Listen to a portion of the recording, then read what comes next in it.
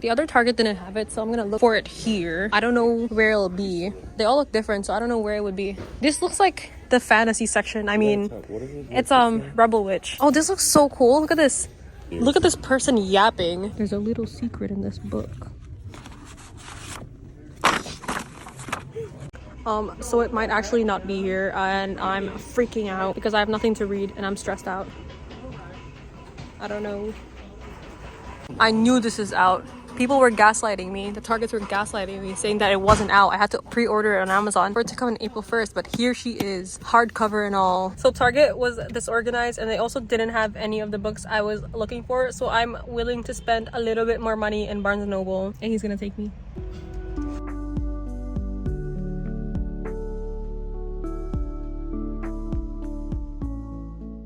Change of plans. We're gonna do this because this is one of the books that I've been wanting to read, and it's a special deal for it. Also, it looked just like my cat.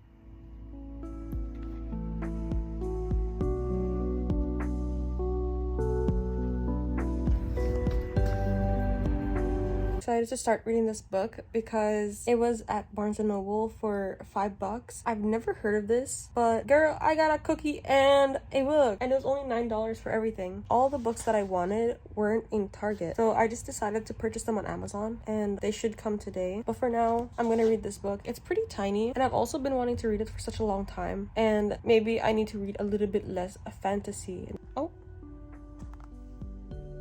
what are you doing? Whatever. She's so excited that I'm reading a book that has her on it.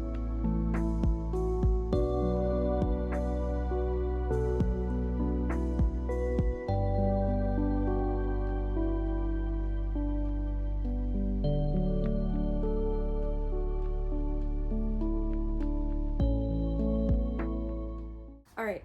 So I've read 9 pages already, and my initial thoughts on the book is that I like how very casual it is. The text is very casual, and it's kind of just like a diary entry. I mean, it did say in the beginning that this is gonna be a will and testament on this guy's account. Alright, so all of this is mentioned in the back, so it's not gonna be a spoiler, but it says in the very first page, it will be my will and testament. So this short book is like a diary entry, and it's about this guy's interaction with the devil when he was diagnosed with stage 4 brain tumor cancer. And I love that the devil, he says, dresses, shall we say, unconventionally, brightly colored Hawaiian shirts and pattern of palm trees and classic American cars, board shorts, and a pair of Ray-Bans propped on his head, as if he were permanently on vacation. In the book, the character is very monotone. He likes to dress in only black, and apparently the devil looks exactly like you, but for his case it's opposite because the devil likes to wear very bright colors. Another thing I liked about this part of the story was that there are cats, obviously, from the page, and so it says here,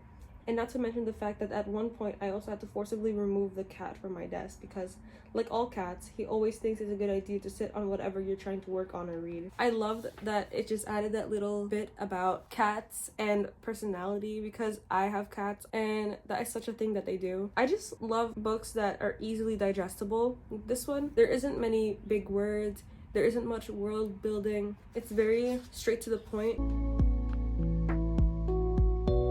Just having breakfast, and this one is the Special K's banana and cream flavor, and it's actually so good. I'm not really a cereal fan, but sometimes I don't have enough time in the morning, so I just think that just being able to pour a cereal and milk is very good if you're on the go. But yeah, so I actually painted this a while ago. It's for my matcha, but look how ridiculously big this cup is. There's no way I can drink matcha from here. I honestly love it so much. I want to go pottery painting again.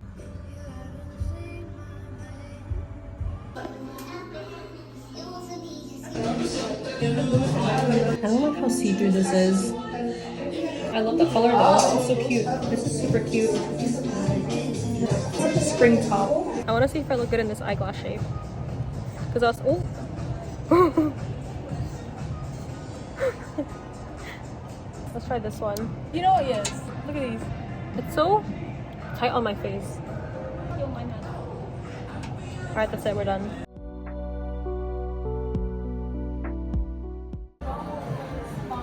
Oh, this is cute, the brown. Wait, t-shirt. Extra large. This is cute.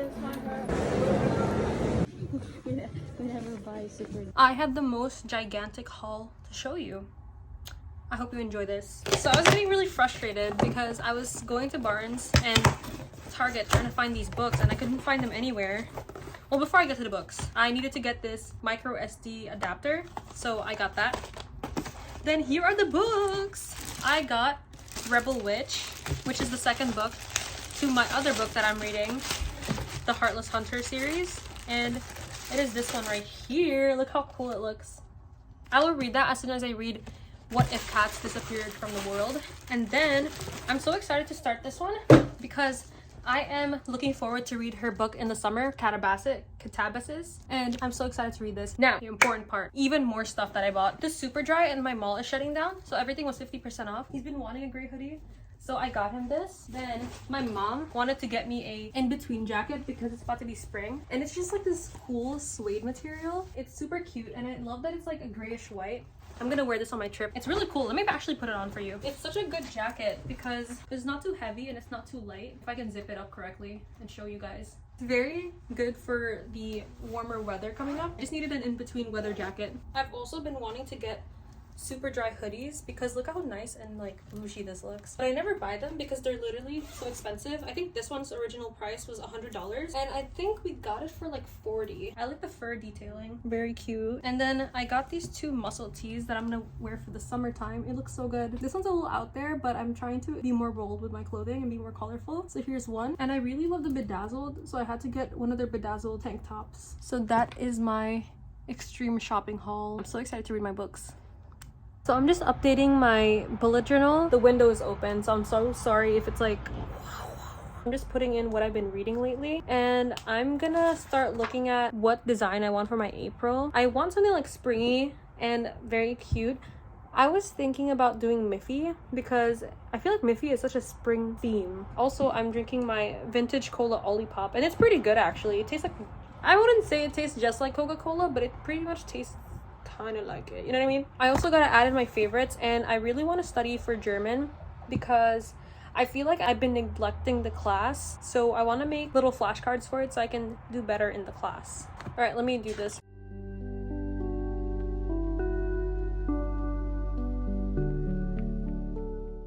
Okay, so now I finished updating my bullet journal. I'm gonna start doing my homework for German and other classes, and then I'm gonna start making the study guide for my German class. Now I'm gonna have a Mercy praline, which is my favorite, and a marzipan, which I don't remember ever having, but the praline's my favorite. It's not my favorite. Okay, now for the marzipan. Tomorrow I'm going to attend this information session for Macmillan Publishing because I've been a little bit interested in the publishing realm, and I'm kind of interested in having a internship to see where that leads me. And also it says coffee and chat, so I'm like, give me free coffee, please. Also, my cat is just in a box right now. It's so good. I just wanted to share some quotes that I highlighted. Also, peep the bookmark. So cool. I always thought that things would never look the same again after I'd seen the world from so high up, that I'd suddenly stop sweating the small stuff and realize that I'd need to grab life by the horns. But that's not how it went at all. Instead, I instantly regretted my decision before I'd even jump. It was so cold and way up high up there on the plane, and the whole thing was just terrifying. So that was when the main character decided to fulfill one of his top 10 things he wanted to do before he passed away, and that was skydiving, which is crazy and would never be on my top 10 things to do before I pass. But he had decided that he needed to grab life by its horns and live their life to the fullest. And me, as a 20-year-old philosophical pondering lady, have also been having thoughts like that, because being in your 20s is very confusing and very scary, and there's a lot of things that are uncertain, and it makes people uneasy and anxious and scared and contemplating, as I certainly am, and I'm sure a lot of you guys also are going through those things. Recently, I have also been thinking about just living life the way I want to live it, by doing things that make me happy instead of just regretting wasting my time. I think there's a lot of value in even the first few pages of this book, because this quote that I just read you was on page 11. Even in this tiny book, it's very dense in the information that the author is giving you. Another quote I wanted to give you guys was, for the first time ever, it occurred to me that maybe this little act of comfort was what life is all about. That was in reference towards the main character grabbing their cat and just hugging it for comfort. And to be honest, when I really think about life, when I was younger, I kind of wanted it all.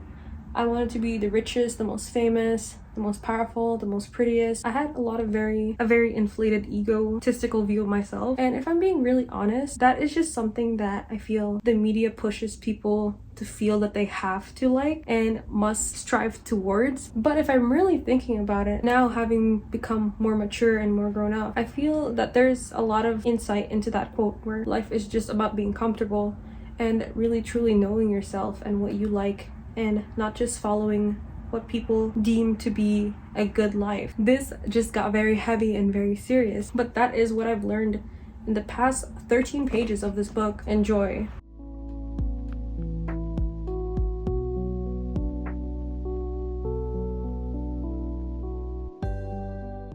I finished the second section. Let me just read some important quotes that I found.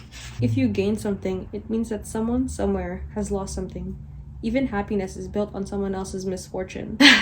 People like to say that there is equal opportunity for everyone and that life isn't a competition, but in reality, it really is. Like, for example, if you're applying for a job and you get the job, that means someone else doesn't have the job. And in reality, society does really work. There are people on top and there are people below, and we are organized in this fashion even though we shouldn't be. Unless there is a really big change to occur, there isn't really much we can do about it except acknowledge these things and try to be better. Alright, another quote is, throughout history, we've given birth to new things, only to lose the old way of doing things. I mean, it's true that creation and invention makes life way easier, and it really makes things convenient, but in the process, we also kind of lose the ability to do something. Chapter 2, the protagonist chooses to get rid of cell phones, and when they were contemplating who they were gonna give their last phone call to, they couldn't pick who to call.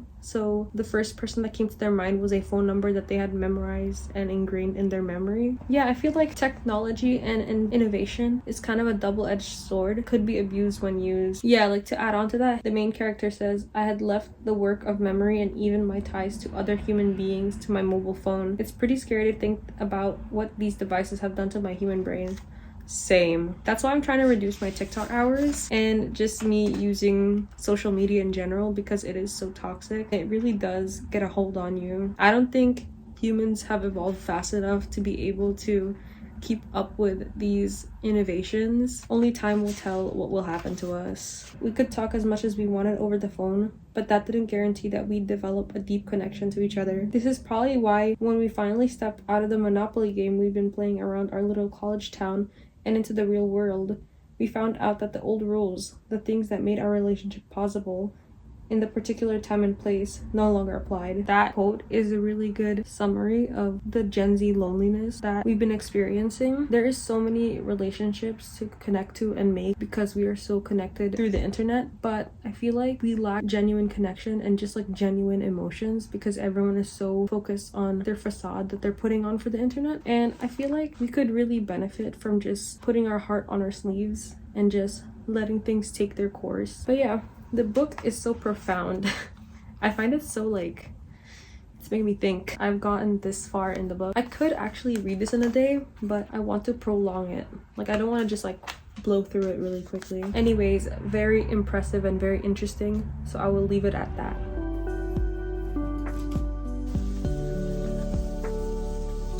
Let me try this. It's like coconutty.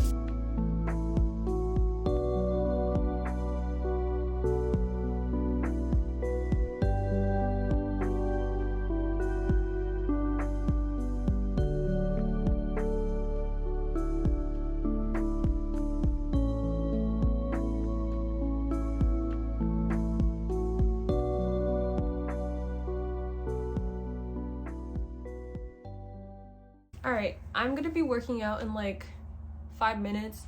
I just wanted to talk about what I highlighted for this book because I just finished the 3rd chapter, and I feel like this chapter I highlighted the most from so far. It was also from page 67 to 92, so there was a lot to cover. The first one I quoted was, "I realize it's strange to use the word regret about things that haven't happened yet, but I couldn't stop myself from thinking." And I feel like regret is such an annoying feeling because you're kind of just left wondering what could have happened if you had chosen to do something else rather than another. So that's why now I'm trying to just do things that I want so I don't have these feelings and anxieties at night.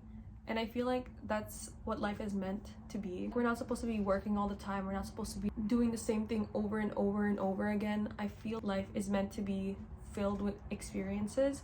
So now, before I would usually kind of stick to routine and not break away from what I'm comfortable with, but nowadays I'm trying to just do things that I want to. One of my goals for the summer is to go horseback riding, which I probably would have never done before, but I kind of want to learn how to do that. It's not necessarily like a life skill because we have cars and stuff nowadays, but it would just be a cool thing to know. Same thing with swimming, but that actually is an important life lesson. Like, we need to know how to swim. Another quote is, "There are also the countless films that I've recorded in my own imagination, the memories that run through my head that are so beautiful, they bring tears to my eyes when I replay them in my head. I've been stringing together the movies I've seen like rosary beads, all the human hope and disappointment held together by a thread. It doesn't take much to realize that all life's experiences eventually add up to one big inevitability." It is the things that humans go through that make them human, and it also kind of adds to the lore. Even if it's a bad event and that kind of derails you from your life's purpose, it still adds meaning and value to your life. So I found that to be another interesting quote.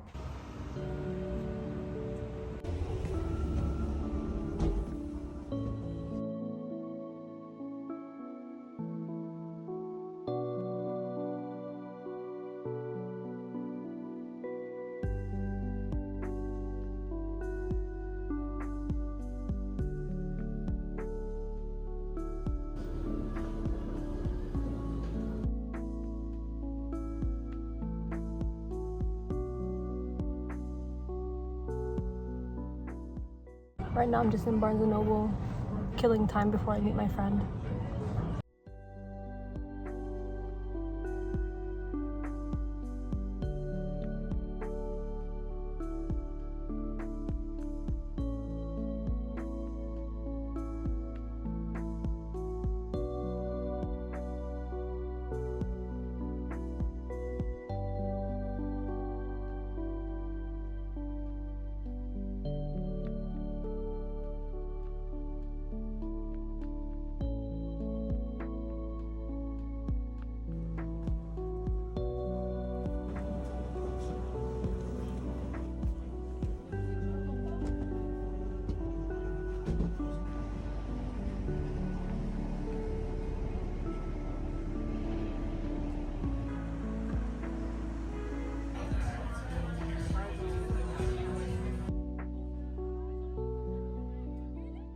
I've been slacking because I feel like there's something that's gonna happen to the cat. Yeah, I'm scared. The cat started speaking to the person. But also, before we start, here is my drink of choice. I want to see how far I can get because I really want to finish this tomorrow. Because it's such a tiny book, I don't understand why I'm taking so long to get through it. Well, I actually do know why I'm taking so long to get through it, but it's really good, I swear. It's just, I don't want it to be sad. Alright, let's read this book.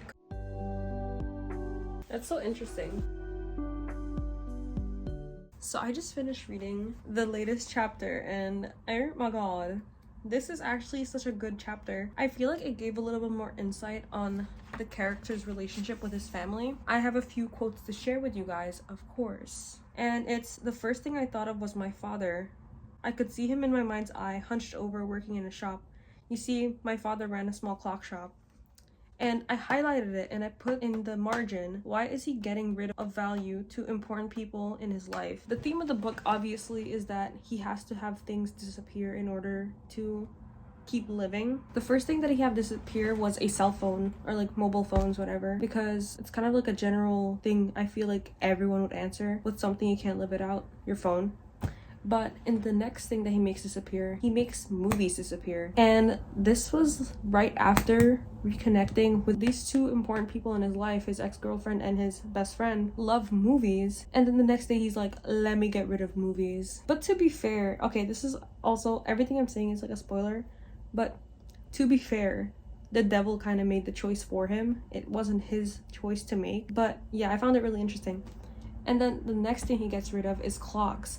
And it's really interesting that his father is a clock repairman. And I don't know, I just found it really interesting that him, or I guess the devil, because they're also doppelgangers, is getting rid of everything that they love. Getting rid of the valuable things that the people they love find, if that makes any sense. I'm dreading this next one because it says at the very end that they're making cats disappear from the world. After we just got to know Cabbage so well. Man, I'm dreading this. And it looks like it's about to be the end of the book. Like, I don't see another chapter after this. I'm gonna update you guys when I finish this. Probably tomorrow morning.